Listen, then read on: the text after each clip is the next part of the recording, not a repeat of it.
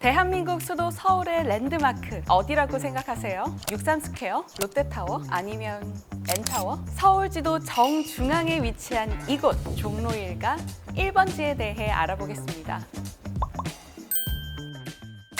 손님 나이가 어떻게 되세요? 10살이요. 손님 혹시 구매 의사가 있으신가요? 아니요. 나이 불문. 구매 의사 상관없이 모두 저희의 손님입니다. 처음부터 그렇게 하라고 하셨어요. 2022년 138억 영업 손실, 2023년 260억 적자.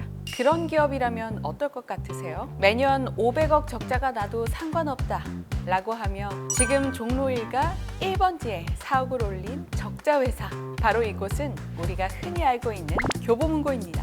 책을 사지 않아도 좋다. 하루 종일 있다가만 가도 된다. 이 좋은 자리에 건물 외벽엔 광고가 아닌 좋은 글귀가 붙어 있습니다. 이렇게 보면 수익을 포기한 것 같죠? 위에는 다 이유가 있습니다.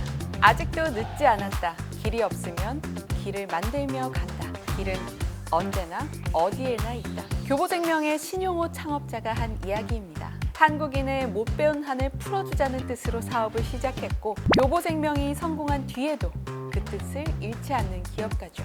과거에는 동네마다 크고 작은 서점이 많았죠. 저도 어릴 땐 종종 서점을 본 것 같은데요. 지금은 찾아보기 힘듭니다. 이유는 인터넷으로 서적을 쉽게 구입할 수 있기 때문이고 또 서점은 그만큼 적자를 보기 때문이죠. 하지만 서울 금싸라기 땅 위에 여전히 존재하는 교보문고는 과거나 지금이나 하루 종일 책을 안 사고 그냥 읽기만 해도 뭐라고 안 했죠. 그런데 무슨 사연이 있기에 교보생명 창업자는 이런 서점을 만들었을까요?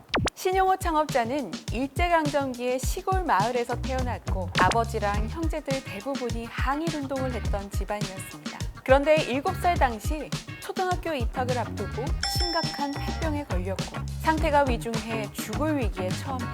그렇게 3년을 앓은 끝에 기적같이 자리를 털고 일어났지만 여기서 문제가 하나 생기죠. 바로 3년이나 누워있느라 학교에 못 간 거예요. 입학도 늦었는데 몸도 약하고 하니 초등학교 입학을 포기하고 집에만 있게 된 거죠. 그런데 소년 신용호는 포기를 모르는 남자. 낮에는 어머니 일을 돕고 밤에는 학교 갔다 온 동생의 교과서를 읽으면서 혼자 초등학교 과정을 독학해버립니다. 당시 교과서는 다 일본어로 되어 있으니까 일본어의 한자까지 혼자서 다 익혔을 뿐만 아니라 그렇게 중학교 교과서까지도 독학을 합니다. 사회 진출을 앞둔 천일 전. 천일 전인지 어떻게 아냐고요? 그 유명한 천일 독서 성년 D-1000 사회 진출에 대비해서 천일 전부터 카운트다운을 시작하고 그 천일 동안 닥치는 대로 책을 읽어나갑니다. 그야말로 사람은 책을 만들고 책은 사람을 만든다의 표본인 거죠.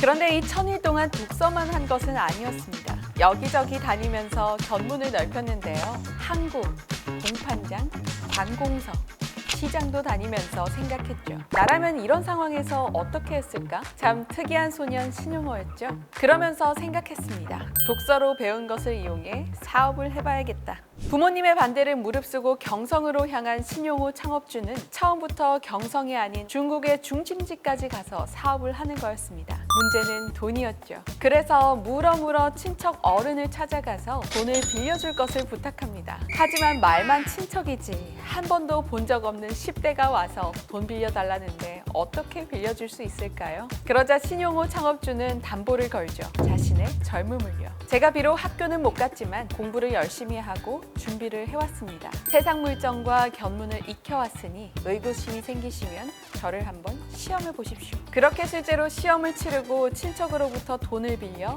만주로가 무역회사에 취업하는데요. 독학으로 성장한 장점을 살려서 일하는 동시에 회사 구석구석을 파악해 나갑니다.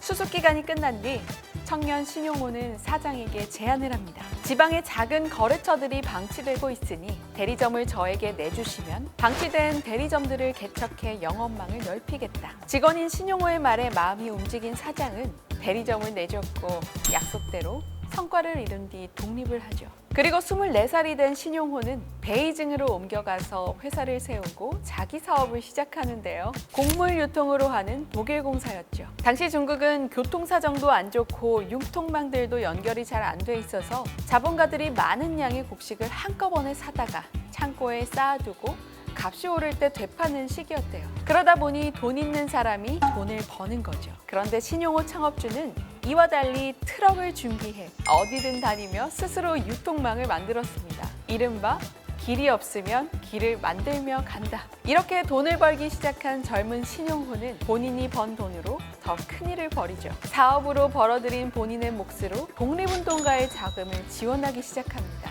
거기에 당시에는 드물게 인센티브제를 도입해 남은 이익은 직원들에게 나눠줍니다. 아파서 학교조차 다니지 못했던 소년이 좌절하지 않고 스스로 공부하면서 경험하고 자립해 민족을 돕는 어엿한 청년 사업가로 성장한 거죠. 일본으로부터 독립 이후 이런저런 사업을 이어가던 신용호 창업자는 한국 전쟁으로 인해 재산 대부분을 잃게 됩니다. 적은 자본, 본인이 못 배운 한, 그리고 교육을 위해서라면 모든 걸 바치는 한국인에게 도움을 줄 수 있는 사업. 여기서 학자금을 마련하려는 부모의 마음을 떠올려 보험업을 시작하게 됩니다. 농경민족 중에서 농사의 가장 큰 재산인 소까지 팔아 자녀 교육비를 대는 나라는 세계적으로 한국이 유일할 정도였으니까요. 당시 시대상이 보험에 부정적인 인상이 있었지만 우여곡절 끝에 1958년 국민교육진흥과 민족자본 형성을 목표로 한 세계 최초의 교육보험 상품을 갖춘 보험사가 출발합니다. 교육보험은 훗날 줄여서 교보로 이름을 바꾸게 되는데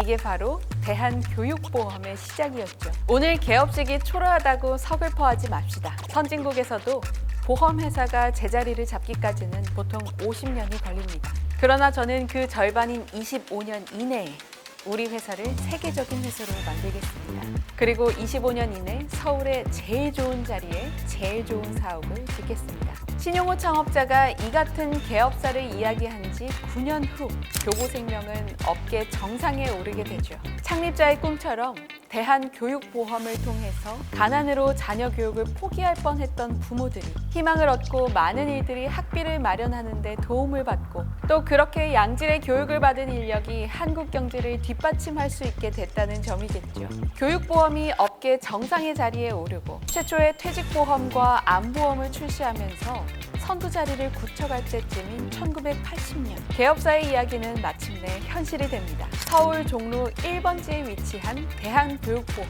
지금의 교보생명 사옥이 완성된 거죠. 제일 좋은 땅에 지은 제일 좋은 사옥, 그곳의 임대 문의는 넘쳐났지만 신용호 창업자는 이 공간에다가 서점을 만들자고 제안합니다. 돈 안 되는 사업을? 이런 결정을 누가 이해할 수 있었을까요? 설득이 안 됐죠. 그러자 신용호 창업자는 이렇게 이야기합니다. 금싸라기보다 값진 땅에 책방을 크게 열어서 청소년과 시민이 자유롭게 이용하도록 한다면 그렇게 축적되는 효과가 얼마나 될지 상상해보자. 우리의 창업 이념을 구현하는데 이것보다 더 좋은 기회는 없다. 그렇게 해서 탄생한 교보문고가 우리 사회에 준 영향을 과연 우리는 돈으로 환산할 수 있을까요? 오늘 이 이야기를 전해드린 이유는 오늘이 바로 신용호 창업자께서 별세하신 지 21주기가 되는 날이기 때문입니다. 세상에는 거저가 없습니다. 세상에는 요행이 없습니다. 세상에는 큰 길이 있습니다.